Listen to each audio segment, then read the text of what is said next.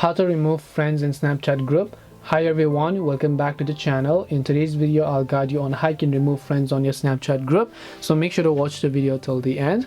If you want to remove a specific person or a friend from a Snapchat group, open up Snapchat, then just come to the chat page here, then refresh it just like this to enable these icons. Then tap the group icon here, you'll be able to see all the groups you're a member of. Now to remove someone from a specific group, you need to be the administrator or the creator of that group. So once you make sure of that, just tap on the group here and then tap on the group name from the very top.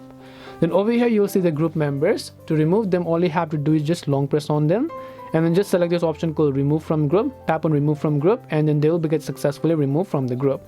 Now you can repeat the process for any of the other members you might want to actually remove.